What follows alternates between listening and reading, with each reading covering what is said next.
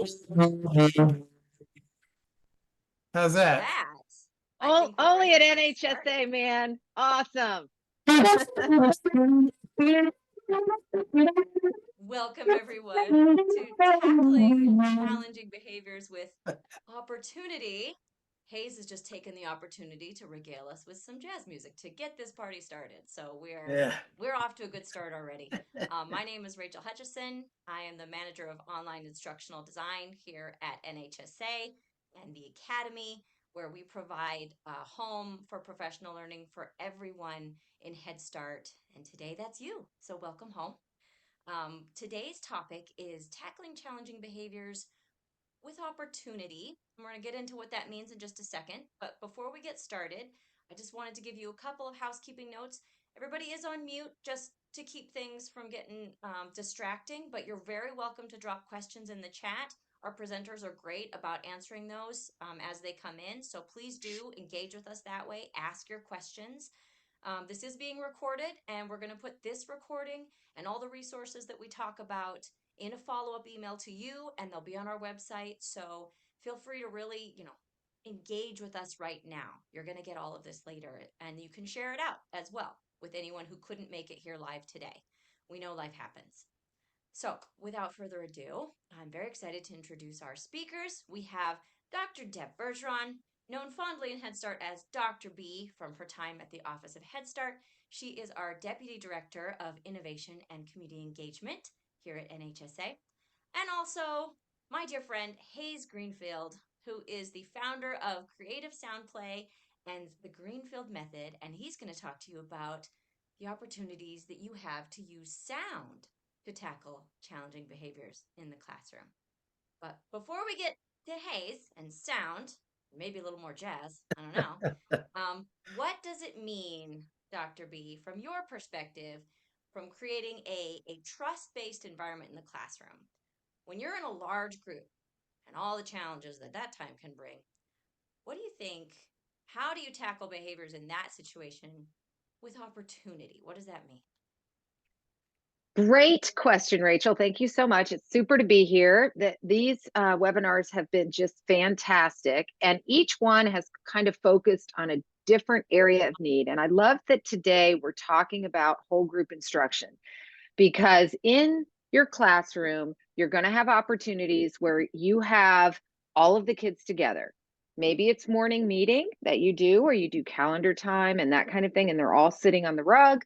You might have a time where you're reading a book to the kids all at the same time. Maybe you're teaching a concept, a literacy or math concept. We don't spend a lot of time in whole group, but you are going to have to do some of it. And that is where a lot of the challenges in terms of managing a big group of young children come into play. So one of the things that we teach at Trust First has to do with creating the opportunity for all children to be successful in your interactions with them during any particular lesson. This is something that drives positive behavior. All human beings love to be successful. Even you and I love to be successful. And when we are, we tend to engage more, we're more sincerely connected, and the challenging behaviors kind of just fall away. So I'm going to teach you a method called the One Good Thinker method. It's what we teach in Trust First, and it's so easy to implement. And I promise you, it will change your whole group instruction from the way you do it right now. So here's how it works. I'm going to teach it to you now, and then we're going to practice it later. The idea is that when we teach whole group, we tend to question the children, and kids will raise their hands usually, or sometimes you might just have kids shouting out, but usually we teach them to raise their hand, and you pick on a student, they answer the question, and we move along. I'm going to show you how to get as much success from a classroom of, let's say, 15, 18, 20 kids as you can in one single question. So you're going to propose a question, and I'm going to keep it simple. What is 2 + 2? And you're seated on the carpet, let's say, and you're looking at your children, and all of a sudden hands start to go up. Hopefully that's what happens. As they go up, you are going to point to each child who raises his or her hand and call them out by name and call them a good thinker. So you might say, one good thinker, two good thinkers, three good thinkers. And you go through this process, counting out each good thinker. I said by name, but you actually don't even have to say their name. One good thinker, two good thinkers, three good thinkers. Get at least three good thinkers, four good thinkers before you pick on somebody to answer it. But if you've got hands going up, let everybody be a good thinker. And when you get to your final good thinker, you can say, Michael, 12th good good thinker. What is 2 plus 2? And let him say 4. Now, what you have done there psychologically is you have given every single kiddo who raised their hand the opportunity to be successful, because even only Michael said the answer out loud, they will all feel responsible for that answer. So that is just a very simple strategy in whole group work. Like I said, morning meeting, it could be that you want them to tell you what day of the week it is or what the weather's like outside, and or something like that. If you're doing a whole group reading reading a book to them, maybe there is a preview question you're asking them about what they think the book is going to be about. Let them raise their hand. One good thinker, two good thinkers, three good thinkers, four good thinkers, and then call on someone, let them answer, and they all get to be correct. So simple that you feel like it won't make a difference, but it will make a huge difference. So that's my teaching whole group with opportunity, and it's part of building trust between you and your children. Wow. Beautiful. Beautiful. Okay, you're up, Hayes. Let's Well, hear about okay. how you can create opportunities in the classroom when you got a whole gaggle of them together. Maybe in a Oh, large group, maybe waiting to go somewhere else. okay. So I work with sound, and it gives every child the opportunity to control their environment. It's the one thing they can do. They don't have to learn anything new. All they have to do is be their beautiful, lovable sounds. And Deb, I love what you just did. And I'm going to follow with something that when I go into a classroom, I don't even say anything. And oops, I'm going to go out of focus here. Maybe we'll come back in.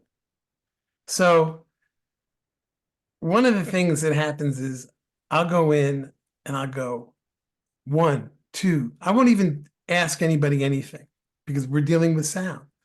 1, 2, 3, 4. 1, 2, 3, 4. 1, 2, 3. 1, 2, 3, 4. That's all you need to do. What you're doing there, you're going to get your kids, they're going to jump right in.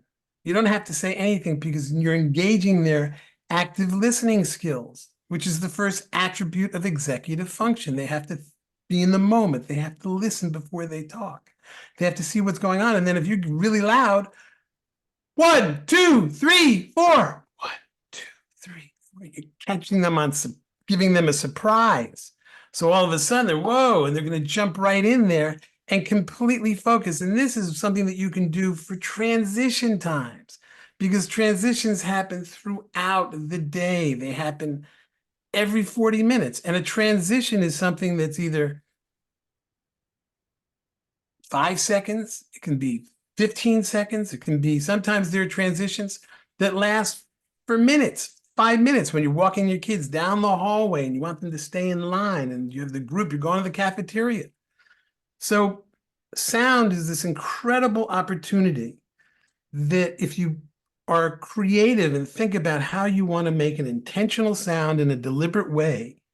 So that first exercise, and I promise you, if you go into your classroom, you're going to get those kids doing it right away, because the first thing they love, they hear sound, they focus, they engage.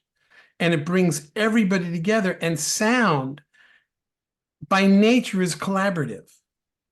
So when you're working with sound, when everybody's quiet and they're doing it together, and then they really loud and they start to laugh, it's social emotional learning. It's helping them to become, I'm going to switch for 1 second. I want to say something about transition times, because Rachel asked me about transitions. Transition times are those things that happen all throughout the day, right? There's all this repetition. And transitions. What does having repetition do for children? It makes them feel safe and calm. And when you start engaging kids with sound transitions, they're ready for it, they're safe, they're calm, they're feeling like they want to take agency of it. And you have this incredible moment throughout the day to practice transition. So you don't have to have a million tools in your arsenal. All you have to know is, well, how do I want to make that sound? Do I want to make it loud? Do I want to make it quiet? Do I want to make it long or short? 1, 2, 3, 4. Monday, Tuesday. So you can use it with all of the curriculum, with all your standard stuff that you want to work with your children, teach your children. It's so basic. It's so wonderful. And they love it. They jump right in and they take agency of it. So that's what I got to say about sound. Fantastic, Hayes. And we're getting a lot of people in the chat who are thumbs up, and this is great. And I'm also getting that I'm not loud enough, so I'm going to sit a little closer to microphone. But so, Hayes, why don't you jump back in here and give us a couple more examples? The talking about the different aspects of the curriculum is really great, but you and I talk all the time about how every moment of the day can be a teachable moment, including those really rough transitions from we're doing one thing to we're doing another thing. So let's give a couple more examples of what that looks like, especially with like distracted students. How can you use sound to bring them back and get them kind of along the lines of where you need to go? And then we'll give Dr. B another chance to loop back in on this too from the trust-based good thinker perspective. Okay, well, like one of the first things that I do is that as soon as you start, the role of the teacher is the leader in the beginning. And as soon as the kids start plugging into it and start doing it, it's very important that the teacher switch to facilitator and start encouraging the students to take agency and do it. So like Dr. B was saying, who's a good thinker out here? You can say, who's a good caller out here? Who's gonna say the numbers how they want to say them and focus on those kids. And those kids that are maybe a little distracted, maybe those are the kids that are ones that are going to step up first. And once that happens, all of a sudden you see the kids really get focused because there's many different ways to organize and make intentional, deliberate sounds. I mean, I just did, if you think about it, I used my voice with pitch and duration with volume 1, 2, 3, pitch, right? 1, 2, and duration 1, 2, 3, 4. And I did syllables. So you can have your kids, when I was doing Monday, Tuesday, all of a sudden you start taking these elements that you have to teach your kids all the time, and that takes it out of being rote memorization, but now gives it a whole other dimension of learning and having fun with it. The kids that your children just absolutely adore doing. And you can even make really funny, silly syllables. And there's a whole world in that helps children who, when we talk about challenging behaviors, sometimes I know that children who have language skills can often find themselves in situations where they're having difficulty understanding the language or being able to focus and make themselves heard. And with the opportunity of making funny, silly sounds, and this is the opportunity, and then with a teacher you guys are their first main teacher, you are giving them a license to be able to make funny, silly syllables, right? Zap, zap, zap.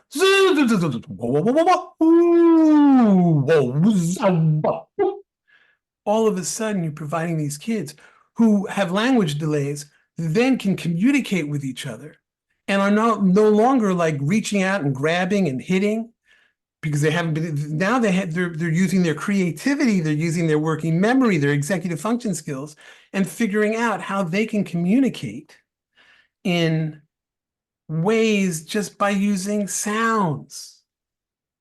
And it's all of a sudden, I've had teachers say to my kids that all now that they're doing this, they're like, they're having much more fun communicating. And there's no more of the aggressive behavior. So right there, it's opens up a whole world on so many levels. And I know about sound. Believe me, you heard me play the saxophone. I've spent my life, but this has nothing to do with music. It's strictly sound. But so was that helpful, Rachel? I think so. And we're getting an awful lot of thumbs up in the chat here. So if you guys have questions for Hayes, and specifically like places where you might want to learn how this could look in your classroom in different scenarios, throw them out there. We're not scared. But I'm going to pass it back to Dr. B right now to talk about some ways that we can implement that good thinker strategy, because I love that one. Absolutely. So we're going to come off of a pin because I need to be able to see some folks. And Courtney, they have the raise hand ability, right? They can click on raise their hand. I'm assuming they can. I hope so. Okay. In the bottom toolbar. Okay, in the bottom toolbar. Now, this is hard to do on Zoom, but I'm going to do my best to demonstrate this for you. So we're going to pretend we're in a classroom, that you're sitting on the carpet, and that I have a lesson to teach to you. You're going to use that raise hand feature down in the bottom part of your Zoom screen to do this. And I'm not going to be able to see everybody. So bear with me while we just pretend for a minute. And I'm going to ask you a super simple question. And if you think you know the answer, now, Jaylene, I didn't ask the question yet. I love your energy and enthusiasm. You got to wait till I ask the question. If you think you know the answer to my question, hit your raise hand button. And they're not going to be able to unmute, right, Courtney? I'm trying to figure out how I can do this on Zoom. Correct. Okay, you can't unmute, but if I call on you, put the answer in the chat so that I will pretend you're saying it out loud. We're going to see how this works. I've really never done this on Zoom. So you are my test case here, guys. Appreciate your willingness to play along, but I think this is going to be fun. Okay, so we're on the carpet. We're in morning meeting. And I say, oh, it's such a beautiful day. Who can tell me what day it is today? Who knows what day it is? One good thinker, two good thinkers, three good thinkers, four good thinkers. I'm pointing at you. Five good thinkers, six. Alicia, good thinker number 6. Alicia, what day is it? Can Alicia put that in the chat? There you go. Alicia, smart thinking. It is Tuesday. And now every good thinker that I just pointed to feels like they were part of that answer. This isn't just a technique for building trust and managing behavior. This is actually a superb technique for checking for understanding. Because what you are doing as you are pointing and saying good thinker, and you all can't really see me pointing at you, but I really was, you are pulling all of those kiddos into the moment. And when Alicia says Tuesday, they all heard it.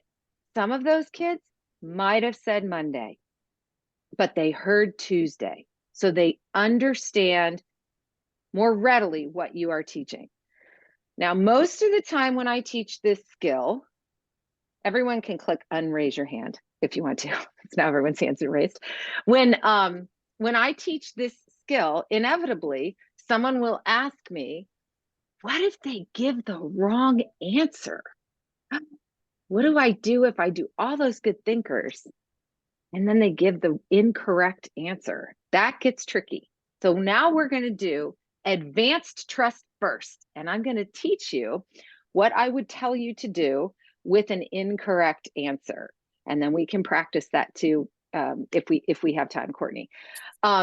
So you have Tuesday as the answer that you need folks to give you. You count out your one good thinker, two good thinkers, and you get to Alicia. And I point to Alicia and I say, Alicia, what day is it? And Alicia says, it's Monday.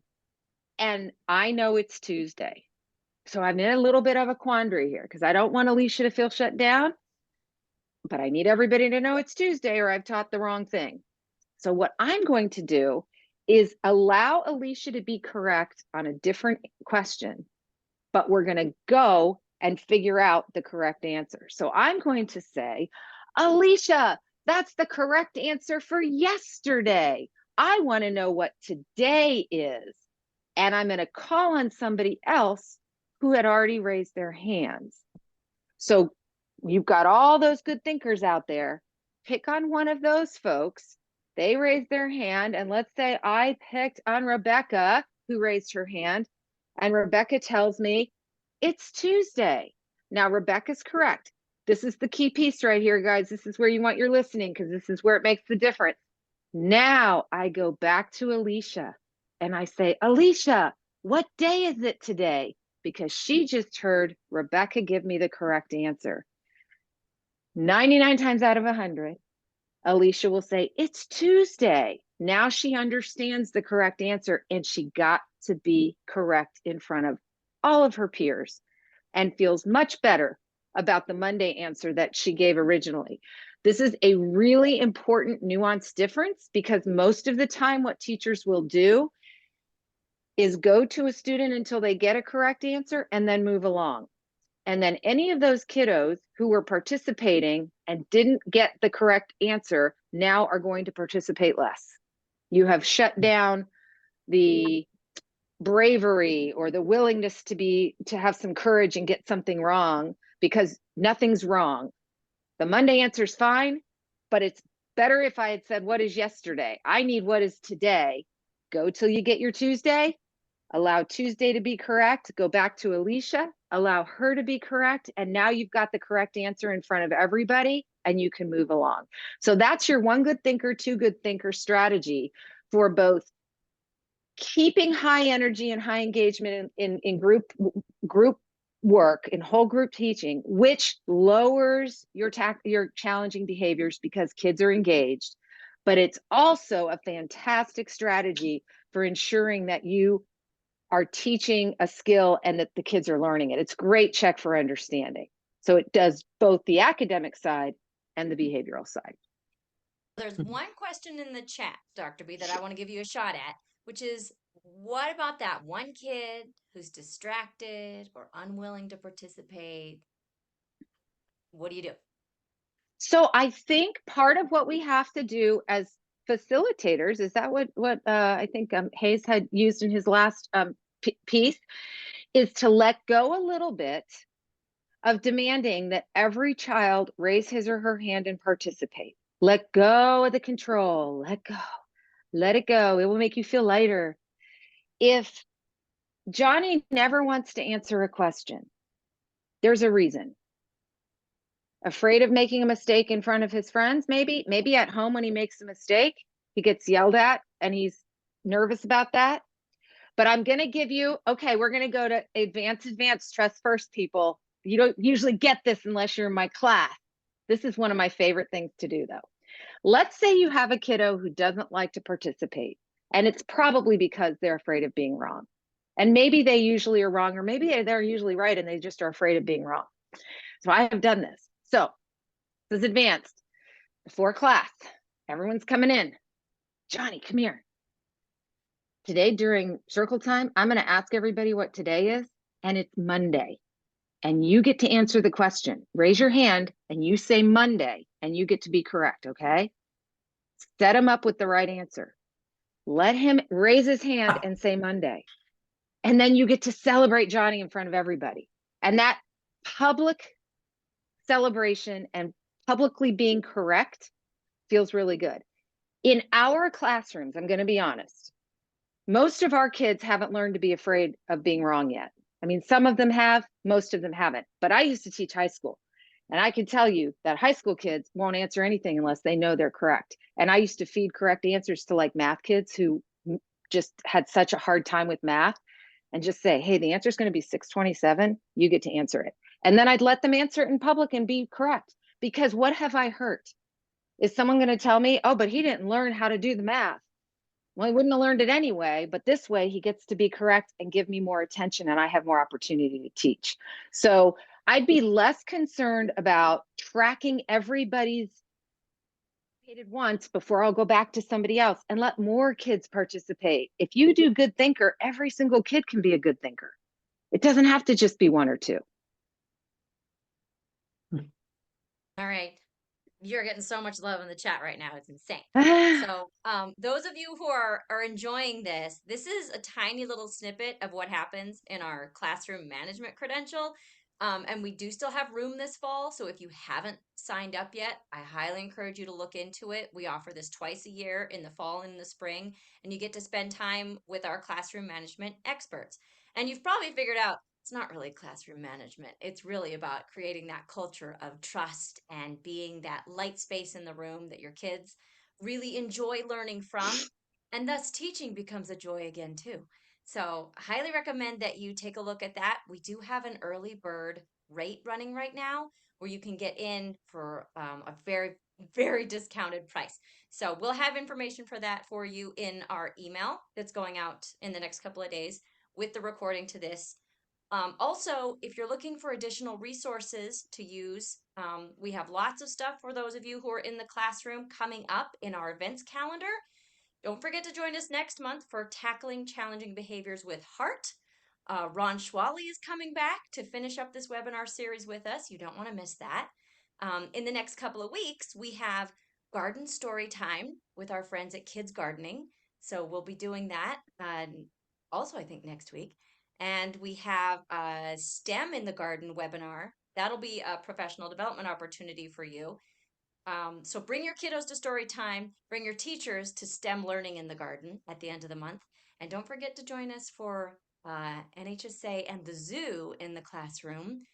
That's coming up on the 20th, and that is going to be with the sea lions this month. So this is truly your home for professional development, for instructional practice, for great resources that can help you be your best self in the classroom. We're so excited and happy to be here for you and to have you join us today. Thank you so much, everybody, for coming. Feel free to email me directly with any questions that you have. Thanks for joining us today. Have a great one.